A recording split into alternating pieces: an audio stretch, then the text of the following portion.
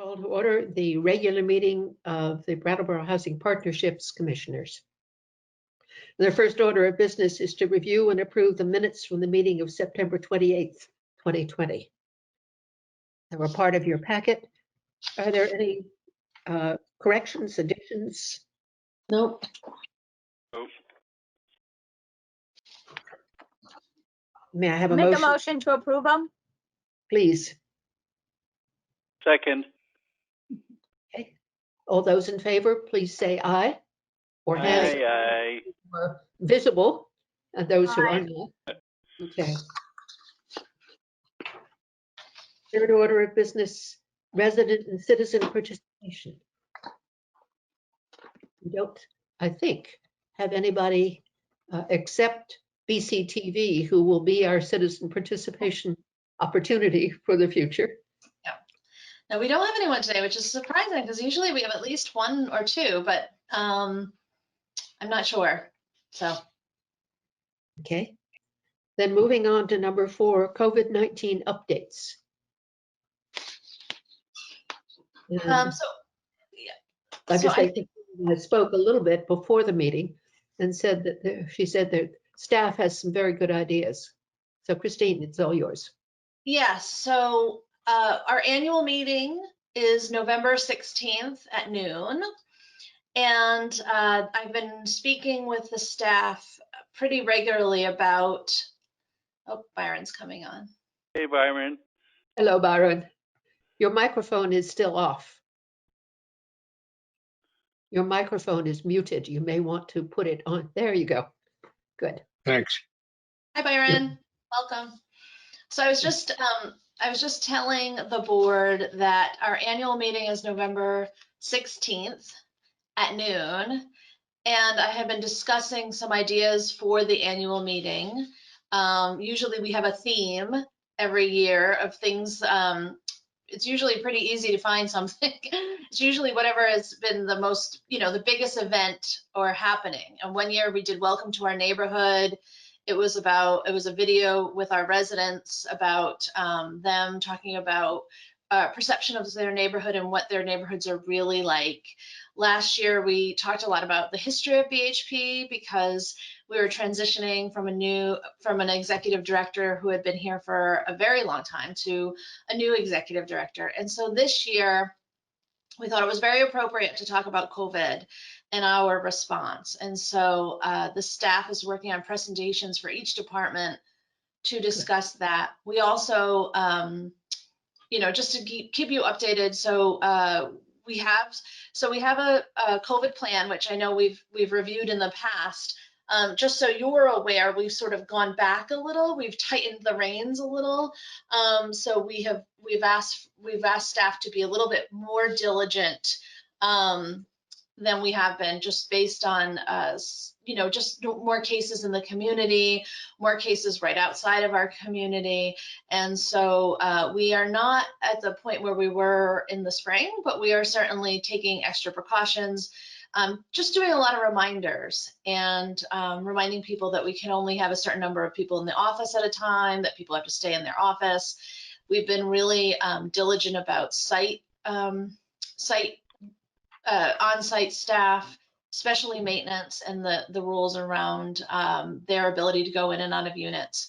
We are working on some non-emergency work orders, and that will continue, but we're doing it very deliberately. We're doing it one site at a time, one building at a time, and we're documenting everywhere we go.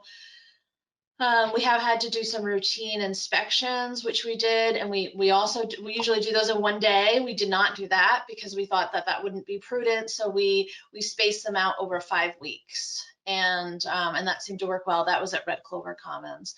And so in our new plan, our plan, the newest update that right now we're working on is just protocol around coming in once you're sick. We've been extra careful, not allowing people to come in, waiting a good 72 hours with no symptoms. Now the state is saying that that's not required, that it's really less than that. And so we're navigating through that. We've always erred on the side of caution with that. And so we're reviewing that right now. And we're looking at what other agencies have also, what their rules are as well.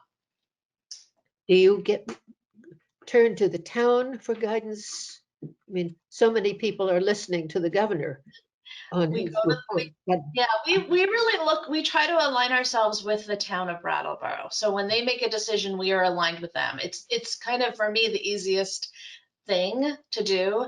And it makes the most sense for our community because every community is so different. But we certainly look at the governor. I think if anything, we're probably a little bit stricter than some other places in the state. But I think that based on our community and Brattleboro, I think it's really important for us to be a little extra safe. And I know that there are probably many residents who are frustrated with me because I'm not opening the community rooms yet, but we really have to do that in a way that's very deliberate, that we take those extra precautions, and that we can track, because I also know on the flip side, people will be very angry with me if we have multiple cases at our sites. any questions, comments? Oh, Christine, I have one thing that I know that some area businesses are doing is temperature taking before you go to work or when you show up, or take your temperature before you go and then it gets recorded when you show up. We have non-touch thermometers at everywhere, and so all of our staff is taking their temperature at least once a day. So we have to take their temperature. I go in to sign. We gave everybody thermometers at home, and people are welcome to take it at home. But I know for myself that I sometimes would forget. So I think it's the most important is when you walk in the door, before you even go in, you have to take your temperature, and it's logged and monitored. We also track every single place our staff goes, because we have had cases. We've had 8 cases within our housing site since the beginning of COVID, and Brattleboro has only had 46 cases. So you're looking at almost 20% of the cases in Brattleboro have been within our sites, and we know that. And so we have to be extra diligent about tracking everywhere we go, and that way if we get a case, we know for sure whether a staff member has been near that person, and then we would then either have them not come in until they were tested, or we would have them isolate, work from home. So it is a lot, but you're right, Donna. We're right on the thermos. We're right on the temperature. It's important. I know, at the bank, they've got a survey. They're having you take your temperature at home before you even leave. Mm-hmm. And you have to send in an email that says you took it and what it is. And, yeah, quite a bit to all of this, but. That's why we are a safe state as far as COVID is concerned. Right.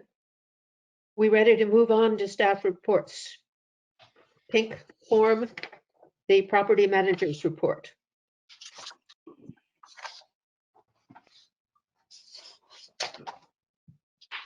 So this one is Jack Mahoney's, the portfolio manager piece to start. I found that particularly interesting, that the diagram of the buildings to be demolished. That's the white paper that is underneath the pink one. Right. It's helpful.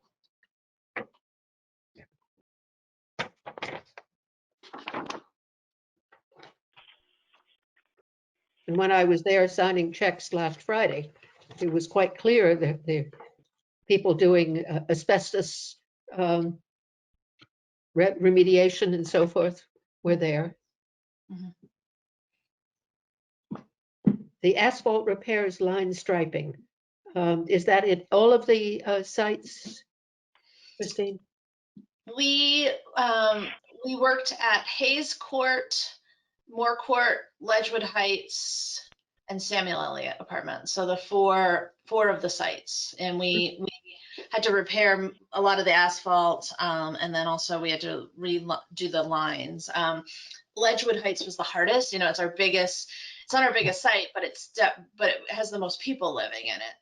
It has 41 apartments, but over 130 people, and so there's a lot of cars. So it took a lot, and so that just was finished last week. So that's great. So we feel like whew, we've gotten that work done. So that's great. Not as if it is a flat space. It's not a flat space. Yeah. Okay. We'll talk more about Red Clover Commons too in the development report. So family self-sufficiency, resident service coordinators, and SASH coordinators. Oh, I think you have one other piece, just the blue piece from the property management, which has the vacancies. You might want to review that. Okay. Looks like this.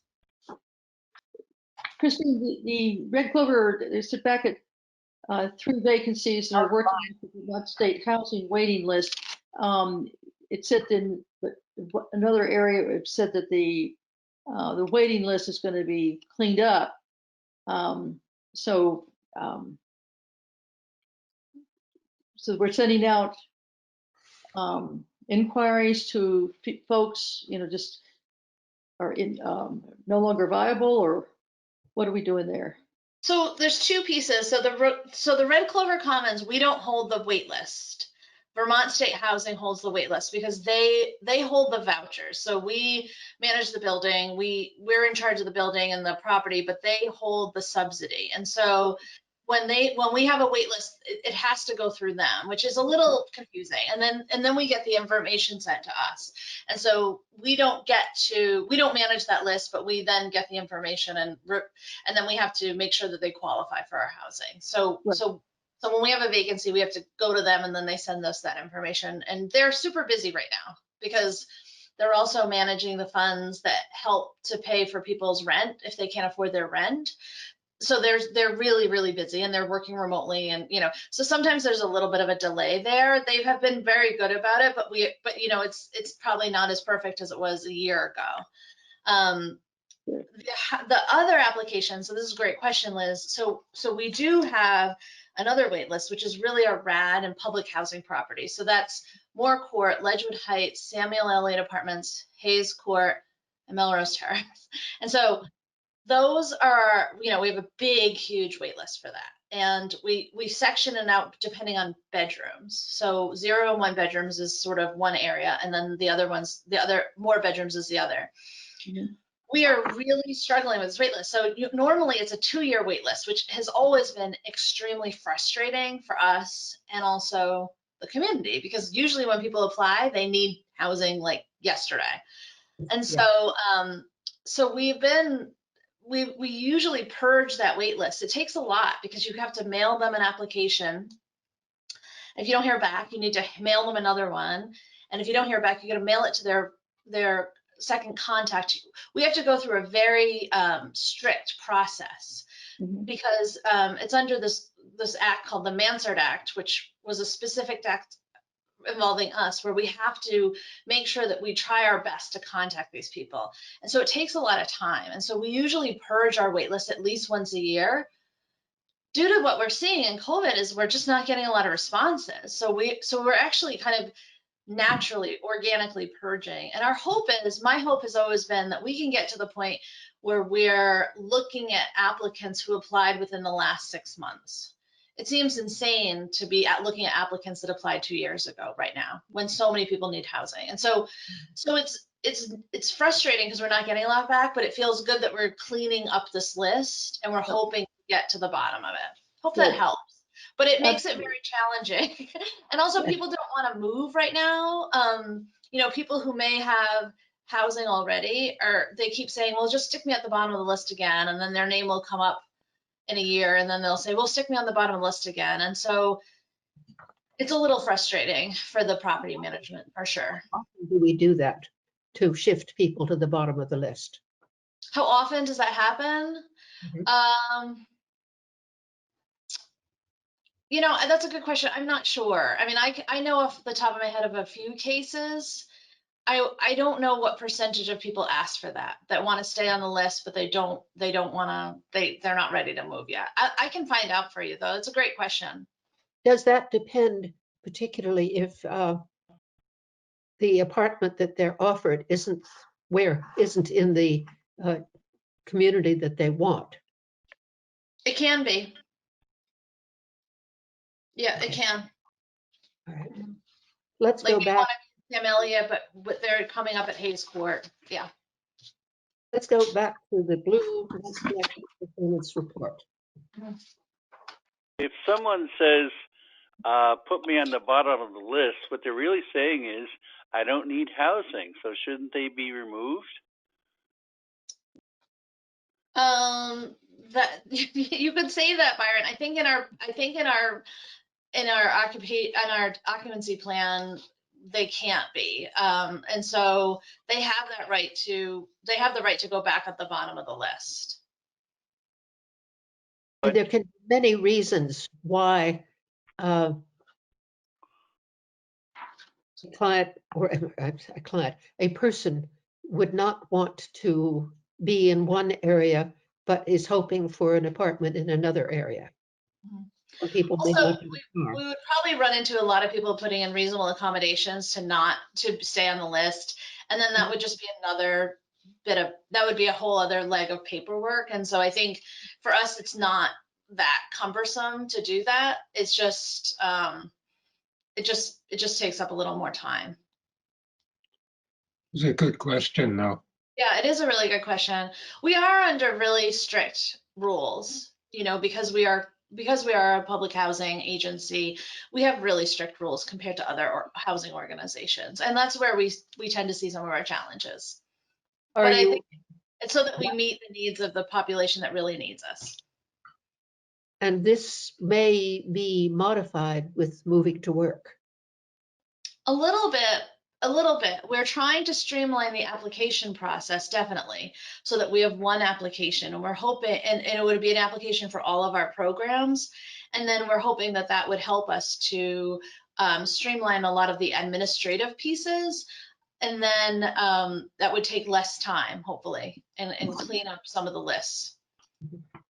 But that would be we're going to deep dive into that and moving to work. It's good. It's not going to be something we just change one thing. It's going to be really looking at that process.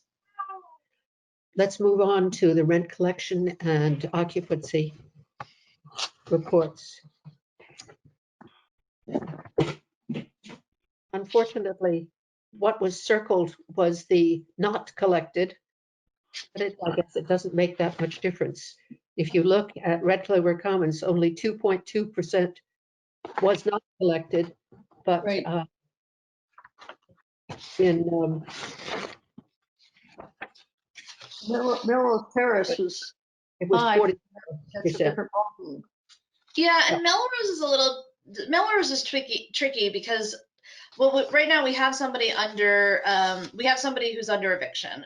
There's an illegal action right now, and they're not paying at all. But we also have situations where if we have a couple of vacancies, like we have had somebody move out, we had someone, we've had some turnovers. And so if those are vacant at that time, it really does show up as not collecting. And it's such a small population, there's only 25 units, that a lot shows up very quickly.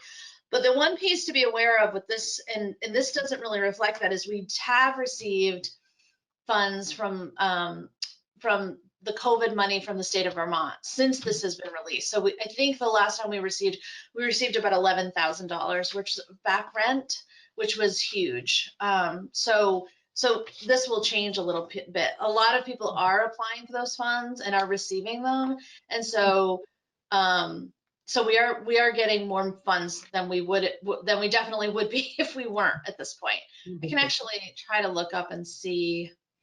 I don't know the exact number, but I can try to find a few of the last time we got a deposit. Well, the non-collection for everything for 295 apartments was 24.1%.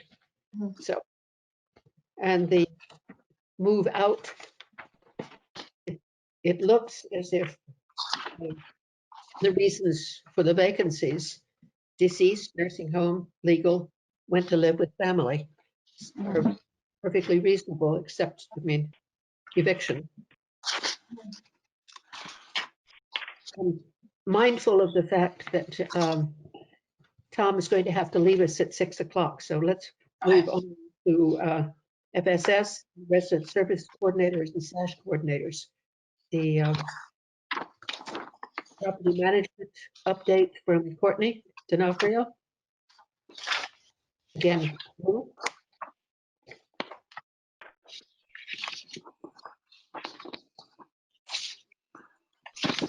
I have just covered most of that already.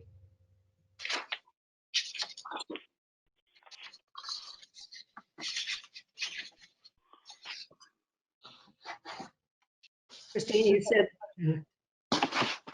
this is under the RAD public housing.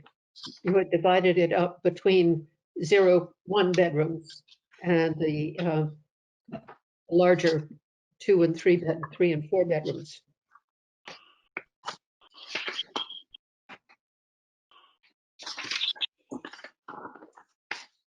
And the vacancies at Red Clover, are they mainly people who are leaving because of illness or moving out?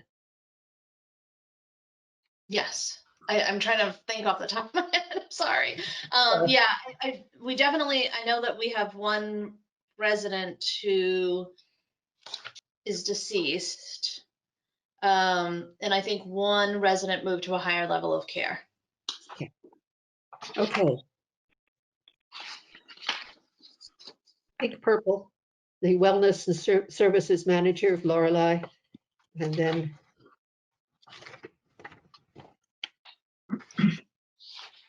family self-sufficiency. So let's start with the, even it says family self-sufficiency first, but let's just start with the wellness coordinator, Lorelei. This is a thorough report, well written. Yes.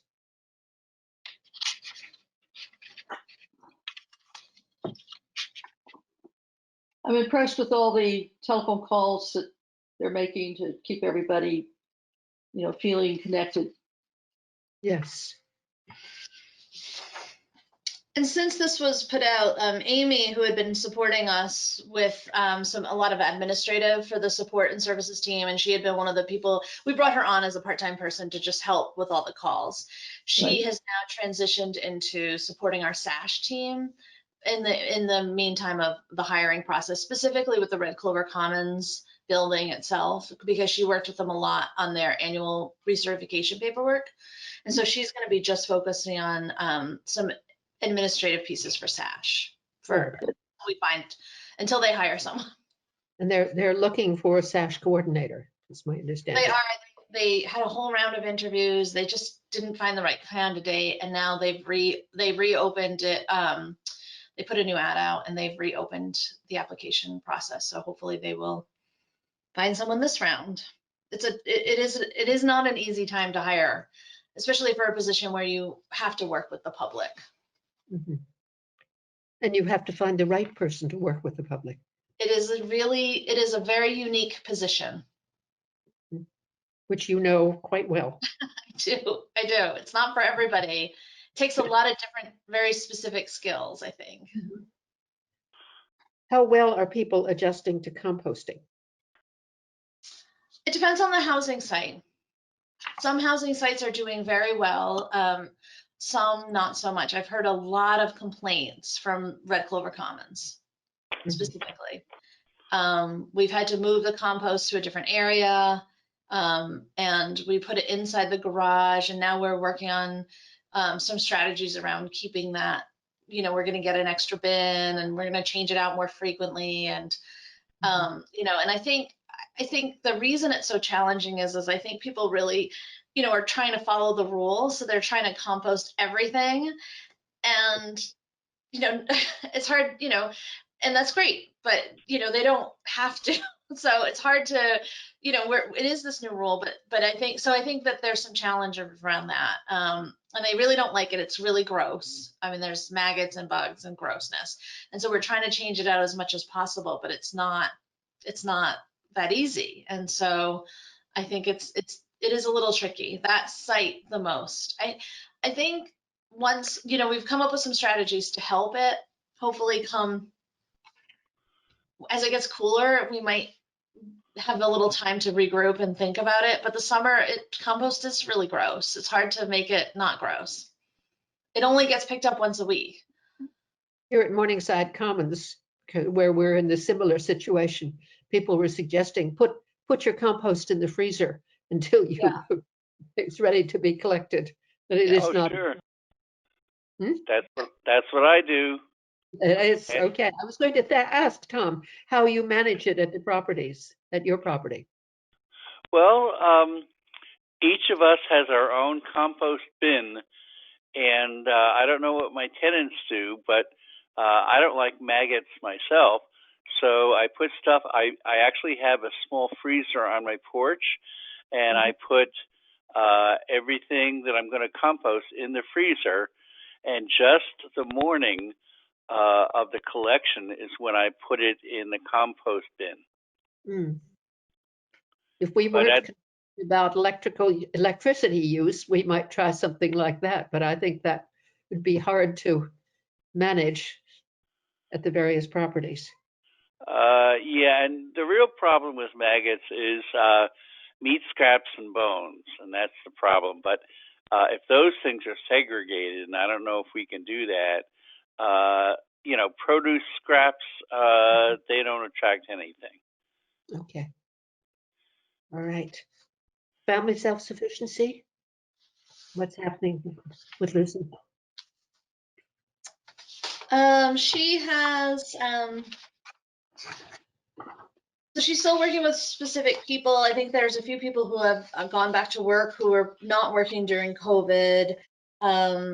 She's working with parents around juggling daycare, working Mhm. from home, you know, trying to, with kids still not being in school 100%. And she's looking to improve her PCC group. So she's looking to bring in people from the hospital and the retreat and some of the other big employers in town. Okay.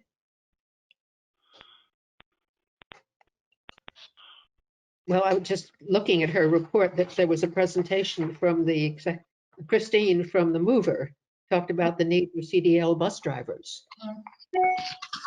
Yeah, I know she's been trying to promote information about that on her Facebook page and sending it out to people. I think there's a big need for that, not just the Mover, but just in general, there's a big need. People, if people are looking to start a new career path, they're definitely looking for people with a CDL license. And then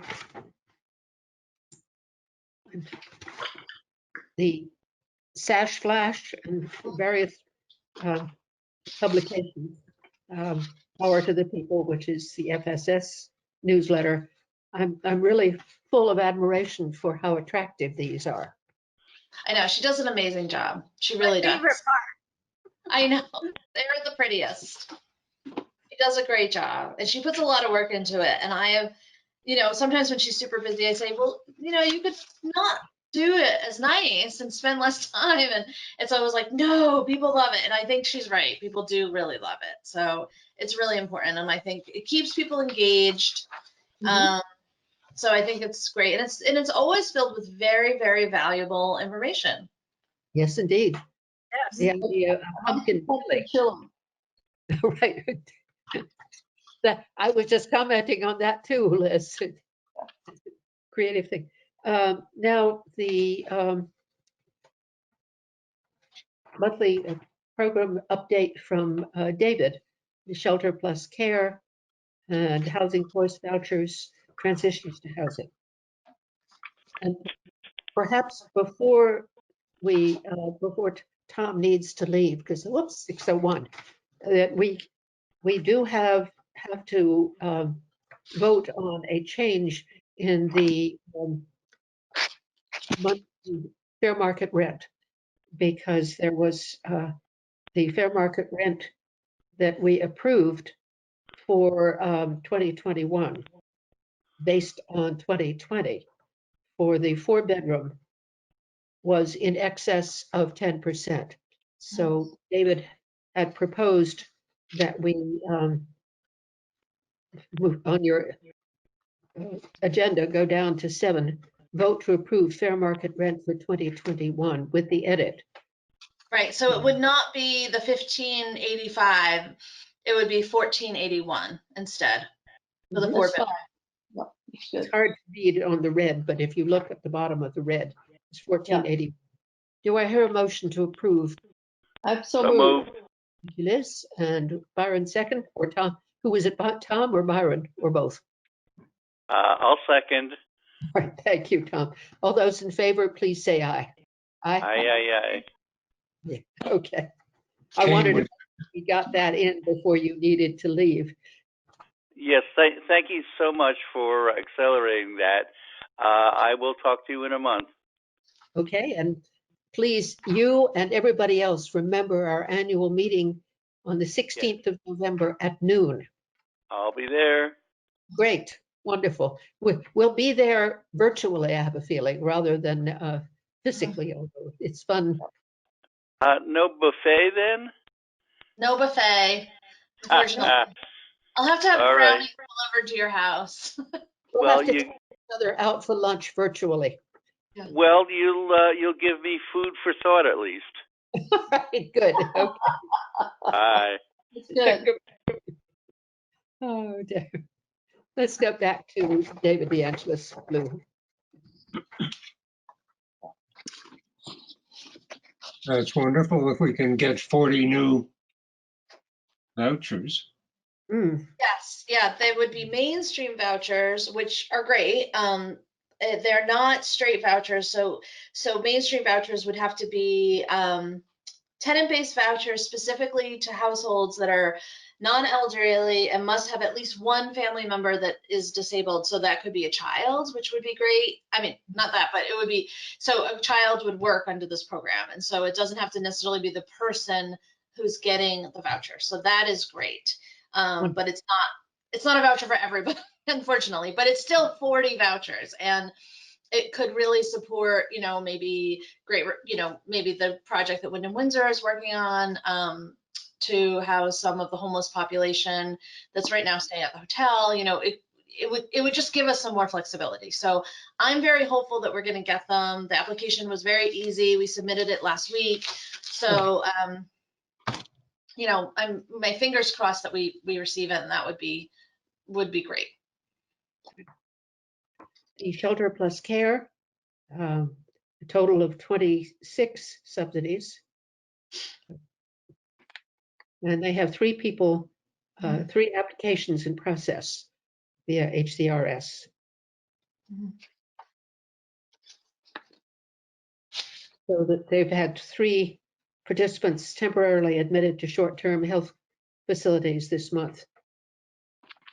Do they hold those vouchers for them? They do. Okay. And then the last, the transitions to housing.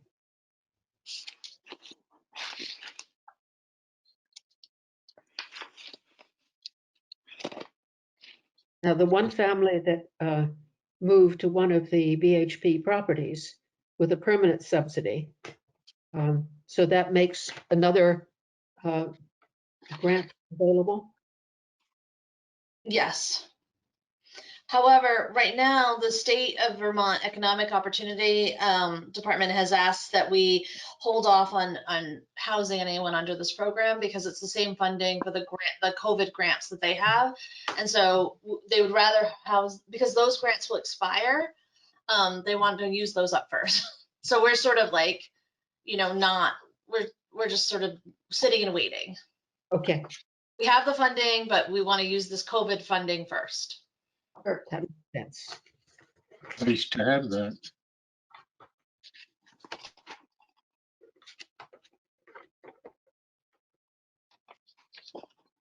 The checklisting. Yes. So Liz, oh, sorry. I'm sorry, not the check signing. You were talking about the check listing. I'm sorry. Checklisting. So last month you brought up our exorbitant costs with Green Mountain Power. And I know one of the commissioners was wondering if we could go to them and ask for some sort of discount. We can't. I mean, they're federally regulated, so it is a little tricky. However, I asked Jack to prepare some information for the board, historical information and sort of current information to be presented to you at our December meeting, because I really think it's important for you to just know what we've done in the past, because we've had many sort of cost analysis of how to fix our current problem, and we had a plan for Hayes Court, and that got postponed because of Irene and Melrose, and so So I think it would be helpful for Jack to come on and just talk about that, but also then talk about sort of what we are doing right now in terms of our capital needs assessment and all of that work. I just think it's a great opportunity for him to be engaged with you and see what's going on, and then you could ask him questions. And so my suggestion would be that if you could present him with questions, whether it was around energy efficiency, cost of property, maintenance being done, any of those questions, if you could have them to him maybe by the end of November, and then he could review those questions and be prepared. You're always welcome to ask him more questions in December that may come up, but it might, but that way you really get to know what's going on with him. I mean, he knows that you're interested in efficiency, so that's a big issue. And I think he'll be able to talk a little bit up to that, or a lot to that, and sort of what our limitations are with some of our properties. And then I think that will give us a good foundation so that as we go forward, we can really talk about realistically what we could change. Well, for instance, I was not aware that the electric rates are federally regulated. So that does change. I remember the extensive study that was done to try to change the electrical service at Sam Elliott. Then that initiative fell because the people who were presenting it to us fell away. So, okay, it would be great to have that kind of historical background.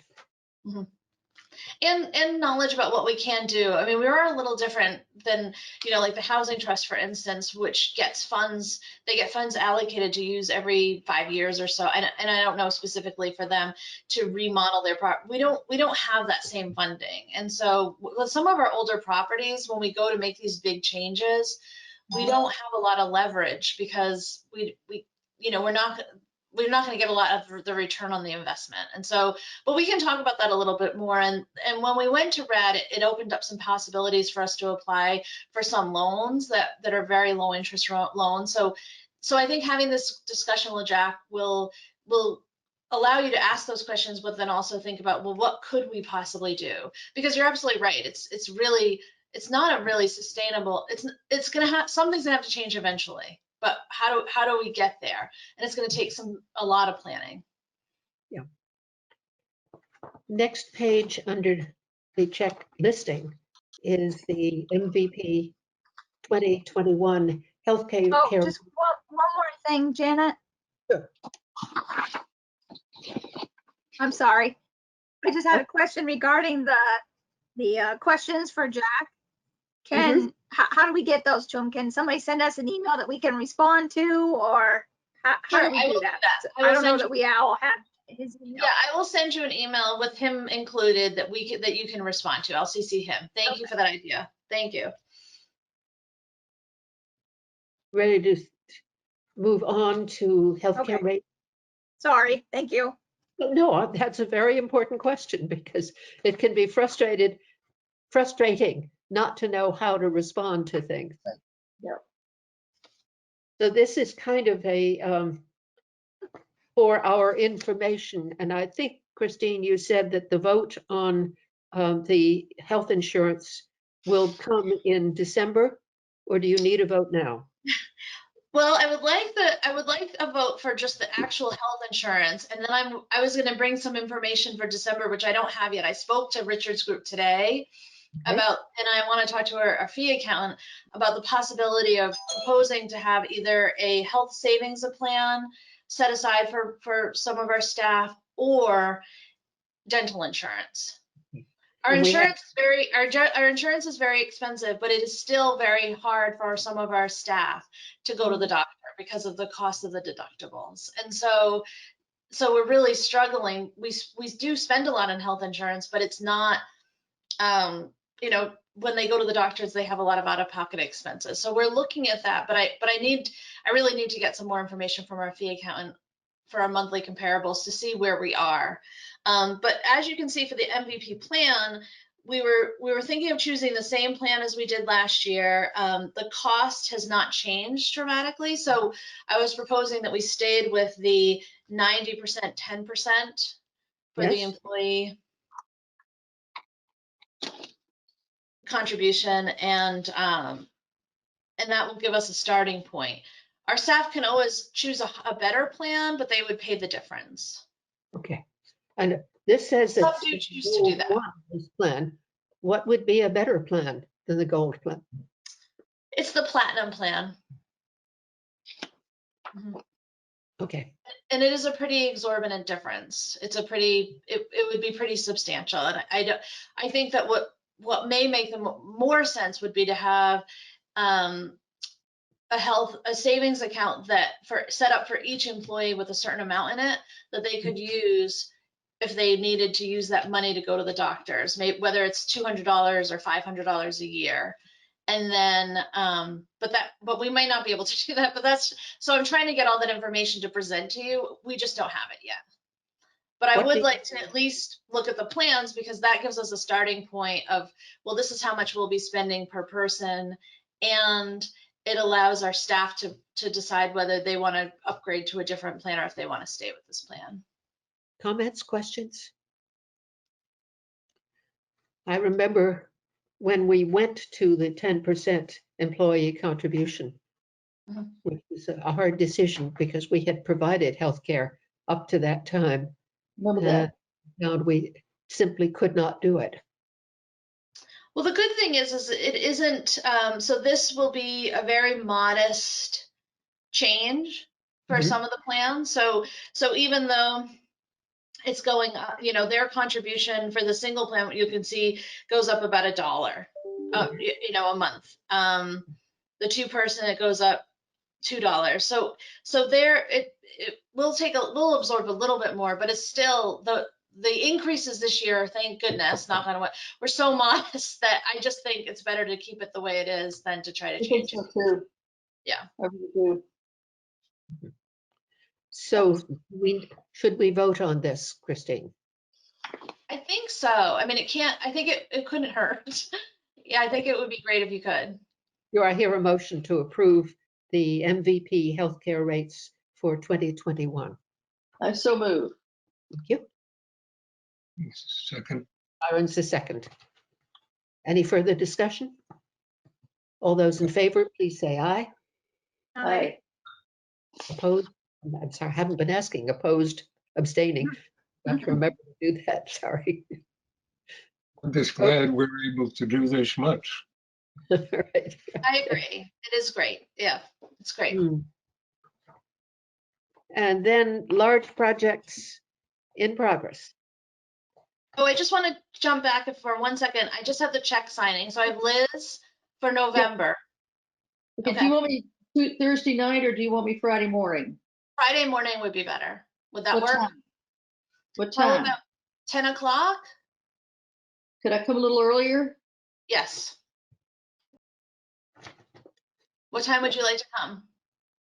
I'd love to come at 9, but if 9:30 is better, that's okay too. I think we should be all set. If I can't get them ready by 9, I will let you know. Okay. Yep. All right. I'd And be then- glad in December. Okay. Thank you, Byron. Can we go as far as January? I think that Tom said that he would do 1 month. So I could put Tom in as January and then just double check with him. Okay. All right. Okay. Christine, just shoot me an email by 8 o'clock, Friday morning, if you don't have them ready by 9. Okay, I will. I'll let you know. Okay. Usually I'll know the day. It usually just means that a staffer wasn't able to come in and then I have to help print the checks. So it just takes longer. But and I would know that the day before because she comes in on Thursday. So I would be able to let you know by Thursday. That sounds good. Great. Well, the accommodation that Christine did for me last Friday was that the checks were ready, but the receipts or the bills that backed them up weren't all interleaved, but we were able to work it out quite well. Good. Yeah. Okay. Now, large projects in progress. The yellow report from Chris Hart.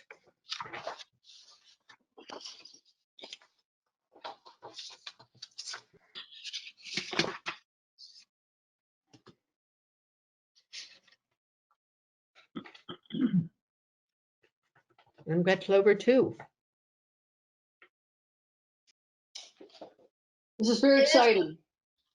It is exciting. You know, so the last weekend last week I heard at our owners meeting that they are trying to have the roof on the frame before snow. And so there's really like a push to get that done because that will make a big difference. So they're really working on that. And so, but right now they've been doing a lot of the foundation work. I think they're almost finished with that. Mhm. And so we're in good shape. That's wonderful. And I must say, when I go to Walgreens, there's almost no evidence of any disruption. I know, you wouldn't even know what's going on. It's so funny. You wouldn't. So relocation of Melrose residents. I think I heard you say that 11 residents want to go to Red Clover too.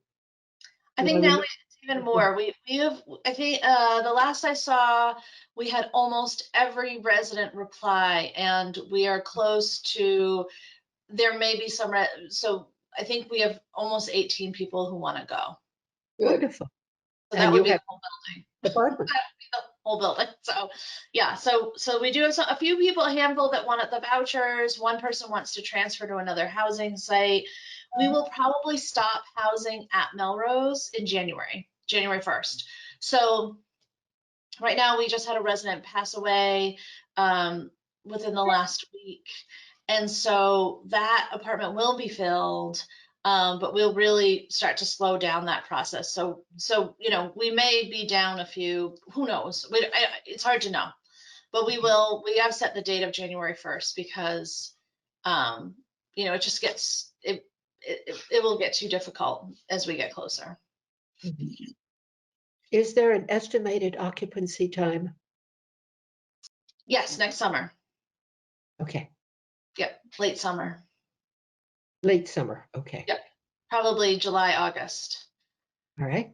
which would be great because we really have to have them in no later than December 31st. So that gives us a big window. So hopefully that's enough.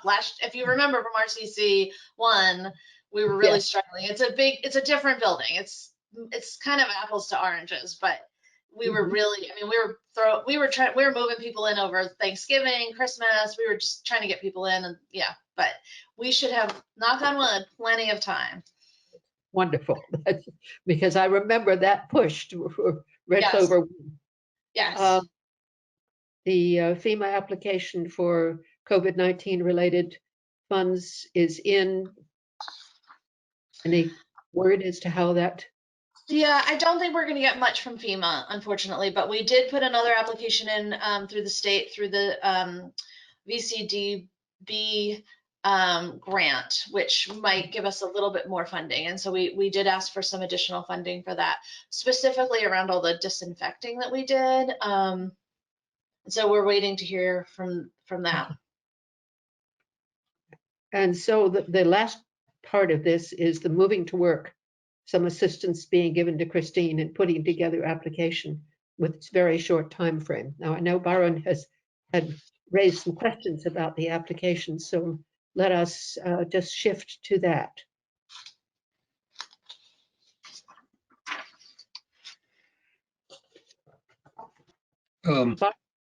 You're on.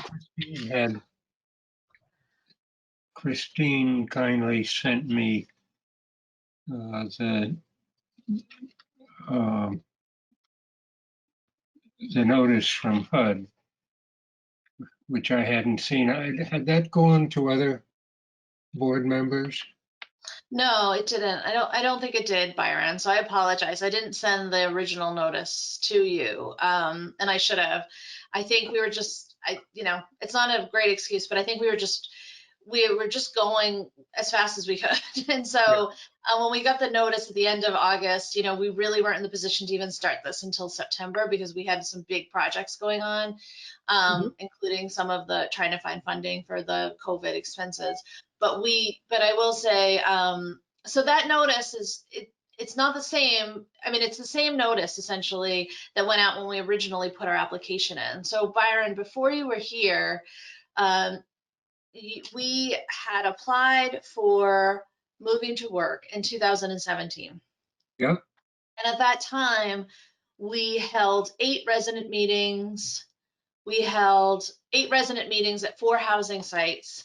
We held community meetings. I think, Liz, you were on one of our community meeting participant. Janet was involved as well.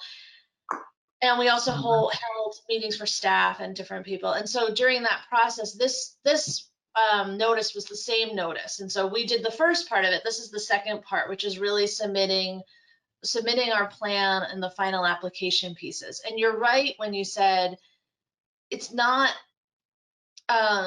this isn't specific. Really, some of the things are specific that we want to change. So we really want to change the annual recertification process. Yep. Right now, many of our seniors and adults living with disabilities at our housing sites, their income doesn't change. And so they have to go through this mountain of paperwork every year, which is really stressful for them. It causes a tremendous amount of anxiety, and it's a lot of work for our staff. And so if we could change that to every 3 years, that would be great. The family sites might not be great to do that. So we have to look at that. So this really gives us the ability to say, we're gonna look at these changes, and we're gonna try to make these changes in these 2 years. However, this isn't, the plan goes into place, and then we keep the conversations going with the residents. We keep the conversations going with our community partners. It doesn't end with the application and then we say, okay, we're gonna do the work.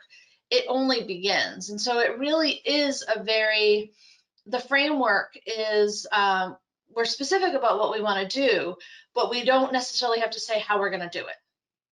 Yeah. And I had suggested when I saw Christine last Friday, we really ought to have something explaining the name Moving to Work. Then I learned that you are limited to 10 pages on the application. So it seems We are, and the application is really, so it's kind of tricky. So the person reading this plan is going to be someone from HUD. And so they don't necessarily need to know what the Moving to Work program is. So, so when we've been meeting with residents, that's the first thing I say. I talk to them about what Moving to Work is. And then I explain that to them first. And then we talk about what we want to add to this plan. I missed that. Yeah. I thought the whole It is. presentation was great. The report. Want to repeat that? I'm not sure we heard it. This whole presentation about moving to work, I thought it was well written, and I was very excited about the contents. Me too. Yeah, I agree. It was done really well. Thank you. I'm sorry if you were trying to talk. I apologize. The name is unfortunate because it's so much broader than Moving to Work. Yeah. That was confusing, but it is always hopeful to see what HUD wanted. And I will send that to everybody. And I'll also send, which may be helpful for you before the meeting on November 9th.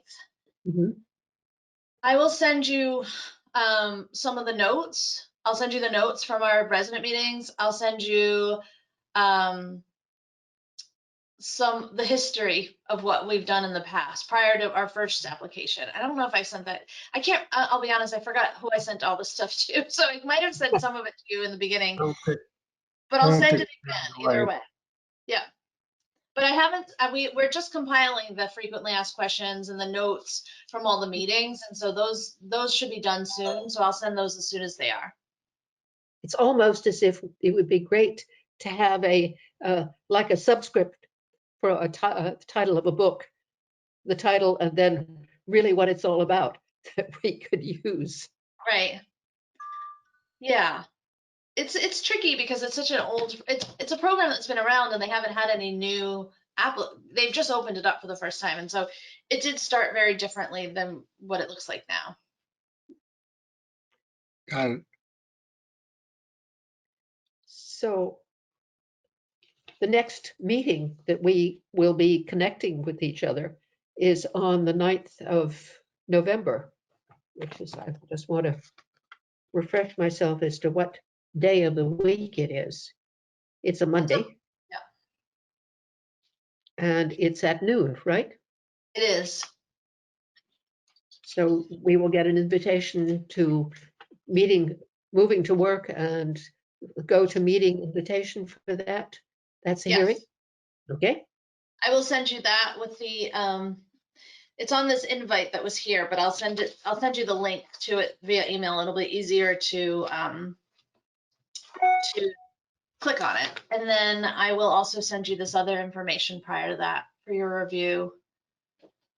Hopefully we'll get a good group. We've had a fair amount of people at the resident meeting. So I'm hoping if we give enough reminders that people will attend. So on the So- 9th, it's what? Go ahead. So you actually have 3 meetings in November. So you have Okay. the 9th, which is at noon. You have the 16th, which is at noon.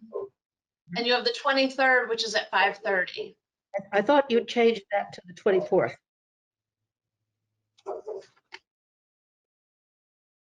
I think that the hearing on the 23rd was shifted to Tuesday, the 24th. At least I have it in my book as at 5 o'clock on the 24th. Okay, let me double check before I. I've got to sign off because I've got another meeting, but I'll get your emails about this. Yes, I'll make No sure I problem. send. Thank you, Liz. Nice Thank to you. see you. Great.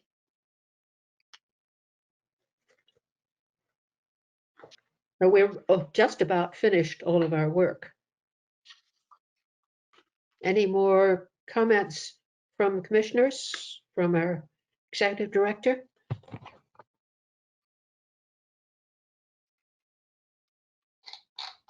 I think we've pounded her enough. I'll double check on that date. I don't have it right in front of me, and I'll have to double check. Yeah, Thank you you. might be right. I think you might be right.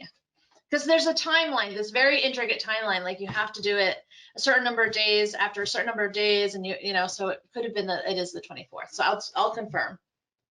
And Byron, even if you say you do your homework late, you're doing very thoughtful homework. Thank you for all the questions you ask.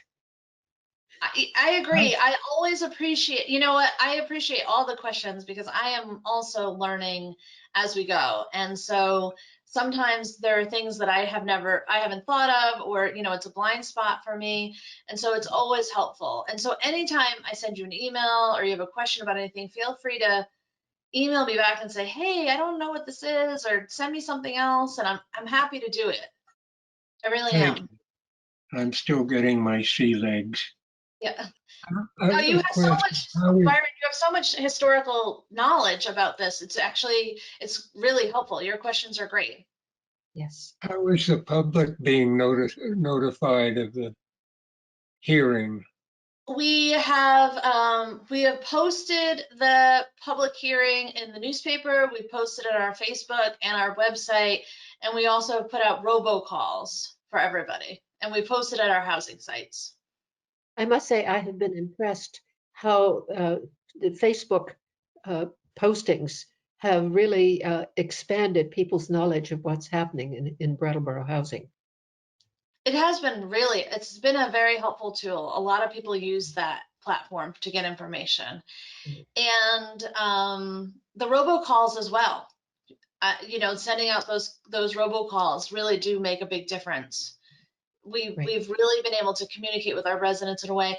We've always struggled to communicate with people. Mm-hmm. We would bring memos to every single door and people would never know what was going on. Yeah. We've always struggled. So now when we mail things, we do these big mailings, it's better, but it's not perfect. And it's very expensive, you know, to mail to 500 people. It's not cheap. And so, you know, we try to reserve that for when it's something really important. So we did do a mass mailing about moving to work with the dates and the resident meeting information. But we will be doing robocalls about the forum, the public forum. Do you get a lot of complaints about robocalls? We get some, not a lot though. I mean, we get Good. some people say, I don't want, you're treating us like babies, you're telling us everything. But at the same time, people are always complaining that we're not sharing information with them. So it's really hard. And we are looking at communication as we have the Wellness and Services Group really diving in about how to better communicate with our residents. And they are, because some residents want to be emailed. And so we're looking at doing that as well, like emailing, having an email list, but many of our residents don't email. A lot of people use Messenger on Facebook. That's how they send messages to people. Okay, There's no perfect answer. none. We have all these options, but nothing's perfect. Nothing meets everyone's needs.